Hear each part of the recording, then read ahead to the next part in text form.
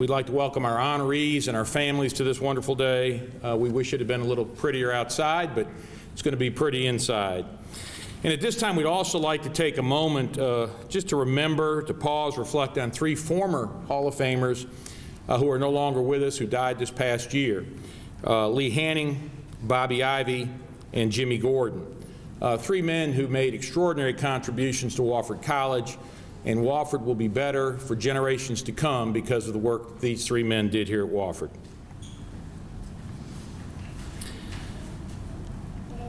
The Wofford College Hall of Fame recognizes those former athletes and coaches who, by outstanding athletic achievement and service, have made lasting and significant contributions to the cause of sports at Wofford College, the Spartanburg community, South Carolina, and the nation.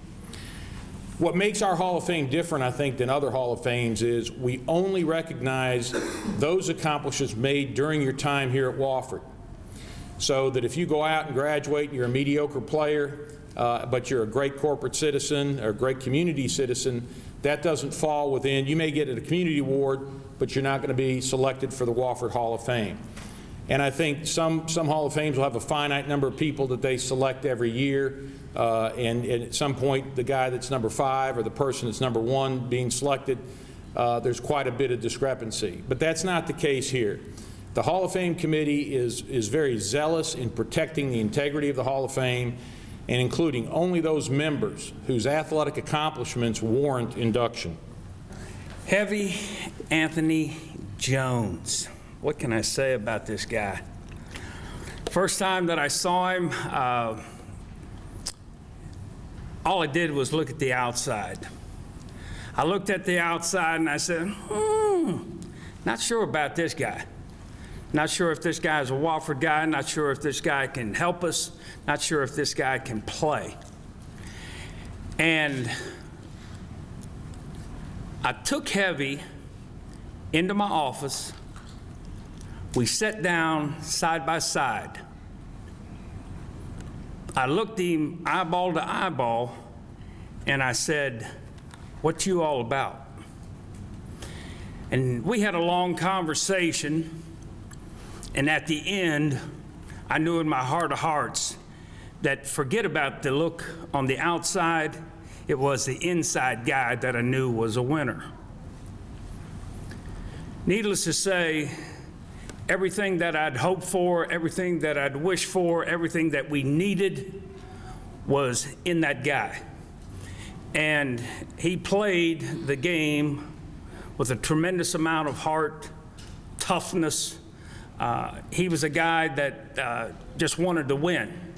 Didn't matter how big the challenge was, didn't matter how big the opponent was, Heavy was going to make Heavy's plays. I'm blessed abundantly. When I came here, Coach and I sat down and we had a long talk. And he wanted to know if I was Wofford material. And after our talk, I think he understood that I was Wofford material. I'm just thankful that he took a chance on me. He was the first person to recruit me. I did one recruiting trip. I came down to Spartanburg and I fell in love. I knew this was the place for me. At my time at Wofford, I made friendships that lasted a lifetime. Number 1 was my roommate, Nathan Fuquay. He's blood to me.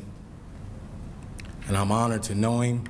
I'm honored to see him grow as a man, as a father, as a husband. And I was so excited to get the phone call from him. I missed Coach's call, but I was glad I got the call from Nate. I appreciate the time, the effort that I put into this place. I gave back to this place. I'm just honored. I'd like to thank my beautiful wife, Heather Jones, my kids, Anthony Jones Jr., Maddox Jones, Kingston Jones. I'm just thankful to be inducted into this prestigious hall, and I'll never forget this honor.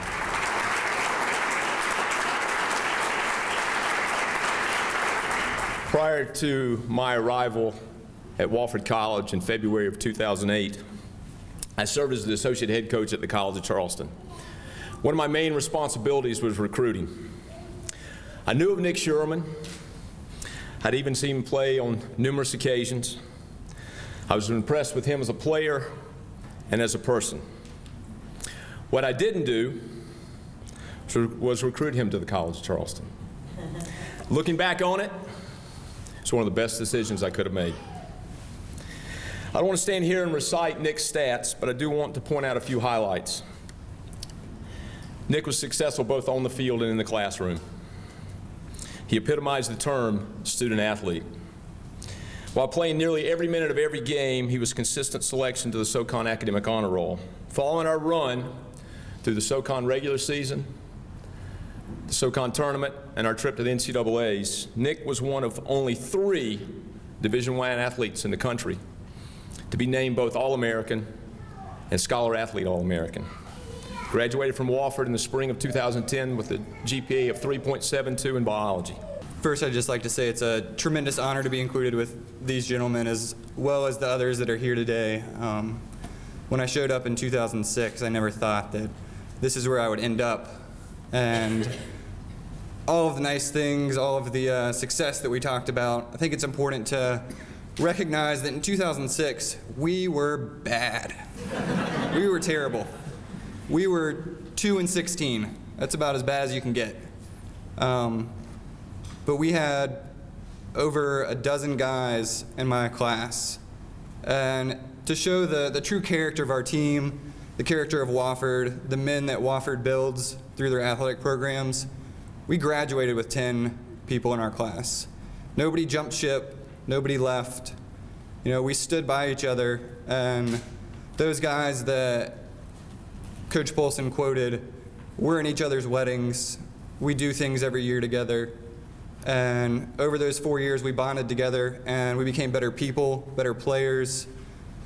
Coach Polson came in, pointed us in the right direction, and that's what I'm most proud of, is the guys that were around me, they made me better as much as I made them better.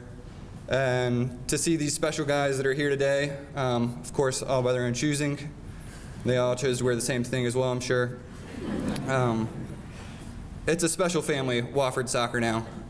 2009 was our first big success, and every year right now we're competing for the top every single year. And it's just an honor to be a part of that, to have helped start that.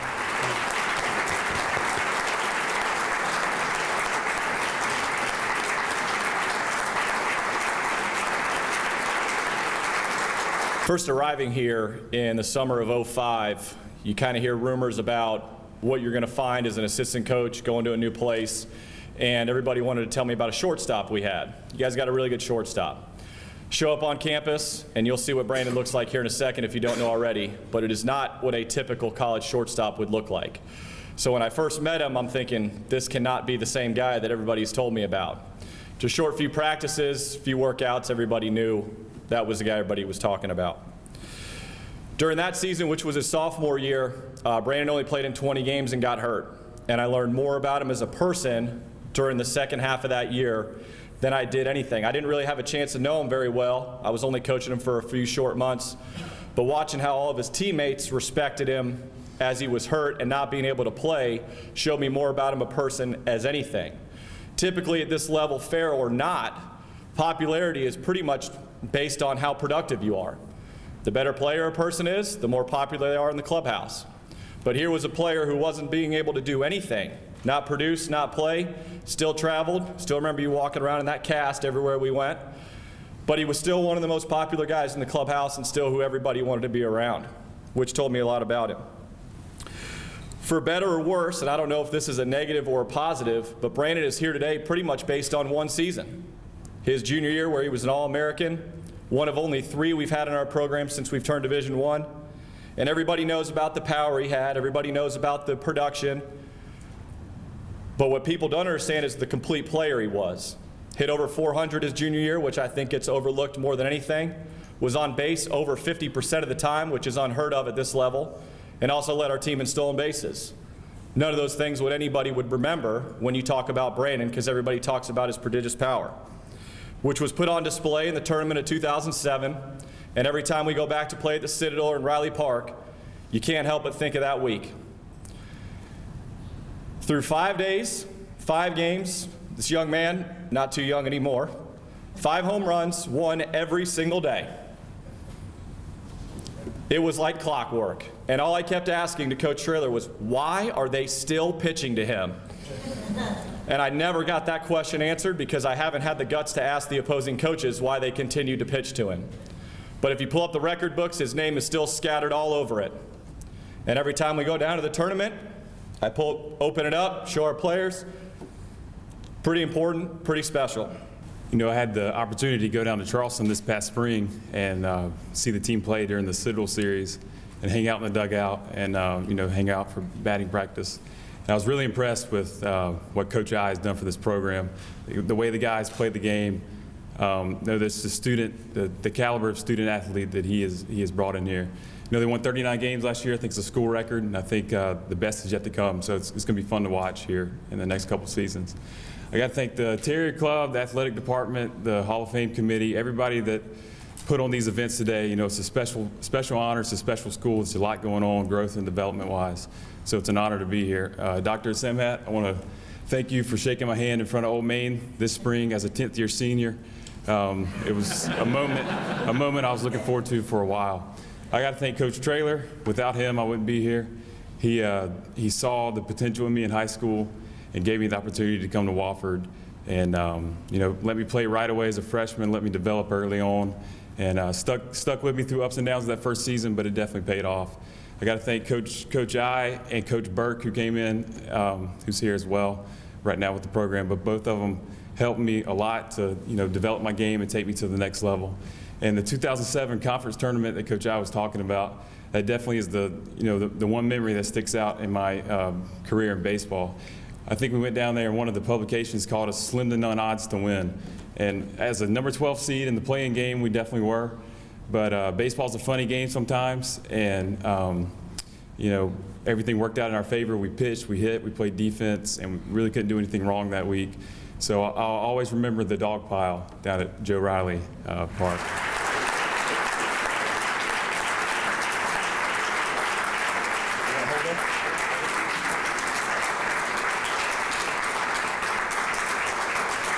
We move on now to a couple of awards.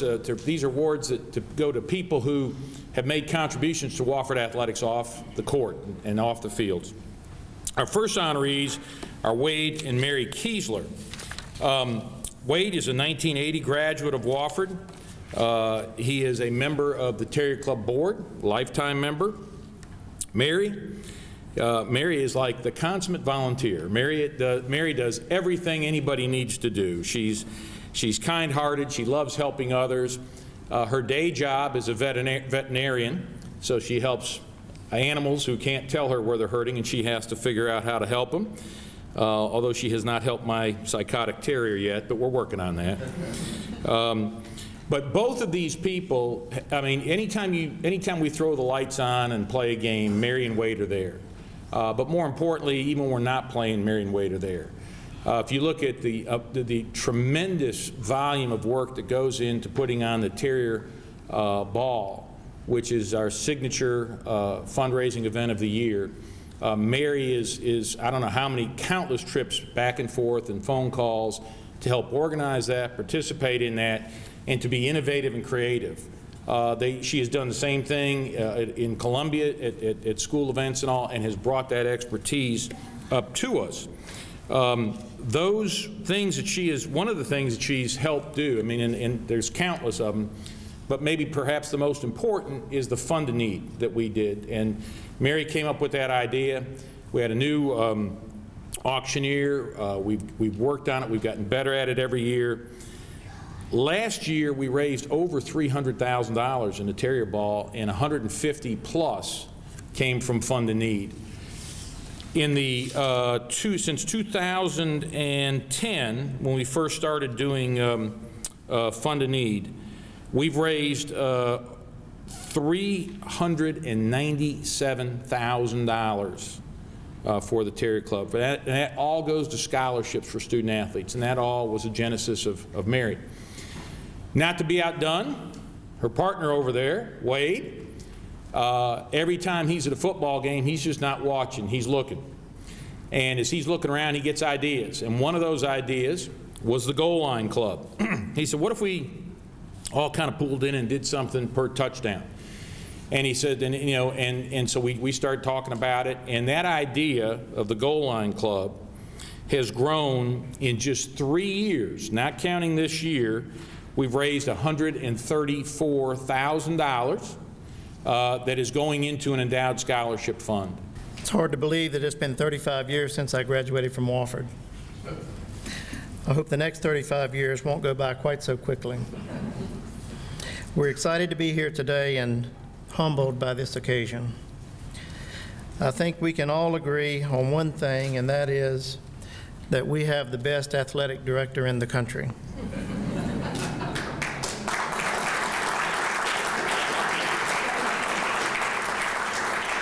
Thank you for all that you do for Wofford. I'd also like to say how very fortunate we are to have Nafe and Prima Samhat at Wofford. The energy on this campus is tremendous, and under the President's leadership, Wofford's future is very bright indeed.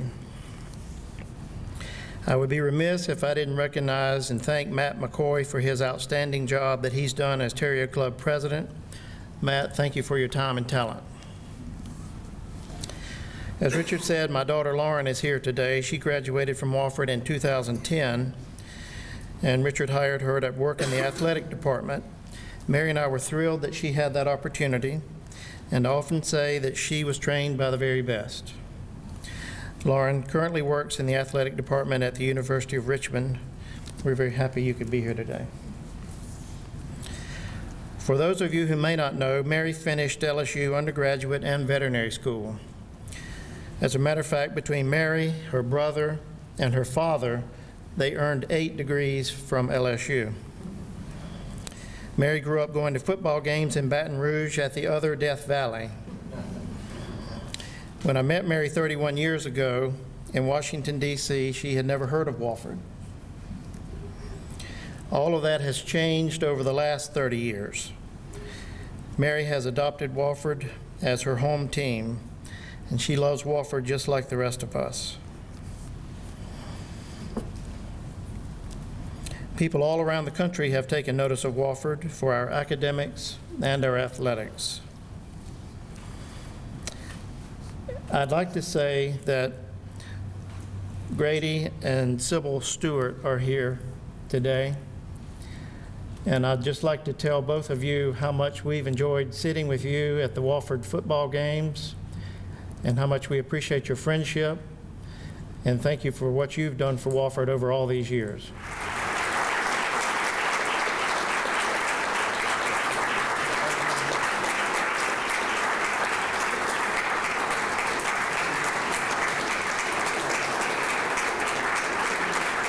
Other than being a West Virginia native, Todd Shanesy is a great man. One that has covered our athletic teams with professionalism and class for many years. In fact, I honestly cannot remember the last beat writer from the Herald-Journal prior to him coming to the upstate. I've enjoyed poking fun at his West Virginia roots. I've said that everyone from wild, wonderful West Virginia handles the basketball well because they play on dirt floors. They all shoot the ball well due to their baskets not having nets. In a conversation earlier this week with a coach at West Virginia University, inexplicably our discussion turned to this ceremony, and I told him I would introduce Todd. He's from up your way. Came to Spartanburg many years ago to work for our local paper as a writer, a columnist. He paused as though confused and uttered, "Let me get this straight. He's from West Virginia. He's an accomplished writer. That's a first and most assuredly will be the last." Todd is a throwback to the days where sports writers covered the game and those involved. They wrote the story, respectful of the participants and coaches, and then went home without the ugliness and personal opinion so evident today in sports journalism. in an effort to sell more copies. Colleagues of mine cringe at the sight of their local writer coming around their offices or practice. Us, on the other hand, welcome our friend Todd and cherish the chance to visit and catch up. It is a common practice among journalists to call the Sports Information Office to give them a heads up that person might be coming to practice that day. As has been the case here for as long as I can remember, and as long as I am the head coach here, Todd Shanesy comes whenever he chooses, and I would prefer he was wearing his Grateful Dead hat. Some of you may recall back in 2002 when I first became the head coach here, and in terms of wins, there were some lean years. Todd had several opportunities to take a shot at me and the program. He never did, and I am forever grateful for that. He had every reason to. We weren't very good. And as I always understand, he has a job to do. But again, he just did his job and left it at that. I really don't have that much to say, except I totally agree with you. And Todd, for me, you're one of the best things that's ever happened to our athletic programs. You truly care about not only the story, but you care about the people. And that's what separated you from anybody else that we'd ever had before. You and I have had a lot of conversations. You and I have had a lot of conversations beyond the game of football, the game of basketball, whatever sport it may be. And, you know, we've talked about life, and we talked about how, you know, certain things occur in life, and some things are tougher than others. But the thing that you've always been, I think, from my standpoint, is you've been a guy that if I had something to talk about, you were a guy that would allow me to say what I wanted to say. You never turned it, you never twisted it, you just laid it out the way it was. I respect you 1,000% for your way that you conduct business, not only writing a story, but the way that you conduct business with your family. That little guy next to you, pretty cool cat. And he's a pretty cool cat because his dad's pretty cool. We love you, we appreciate you, God bless you.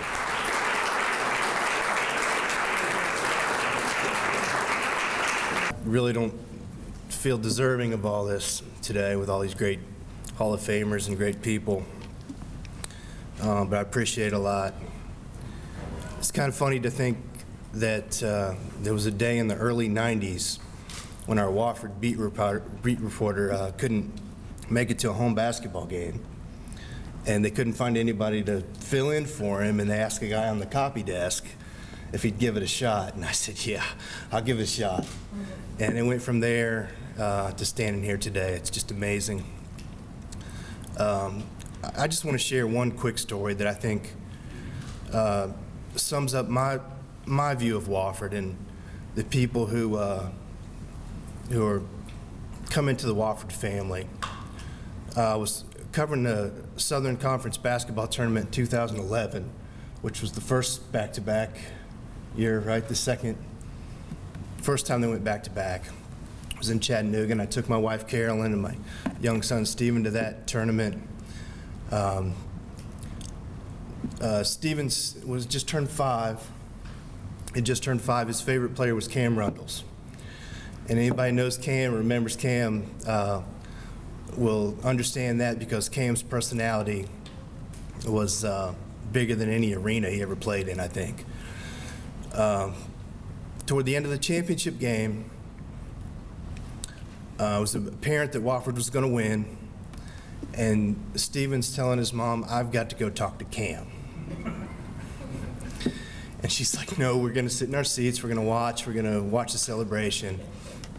So in the middle of all the celebration and confusion and the nets being cut down, Stephen's gone.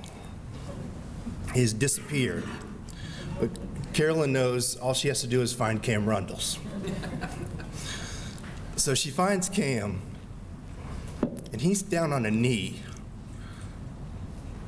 and Stephen's sitting on his other knee. And all the noise, they're talking in each other's ear. And realized that Cam had never met Stephen before. He didn't know Stephen was my son. For all he knew, Stephen was just some little boy who wandered up without parents, apparently. and Cam gave Stephen a piece of the net, the only piece he had. And he told Stephen to remember this day and remember that you can do anything you put your heart and your mind to. And to me, that kind of represented every Wofford athlete I've ever dealt with. That's what makes this place special. And that's what makes this day special for me, too, and my family, especially Stephen. So I thank you. Thank you much.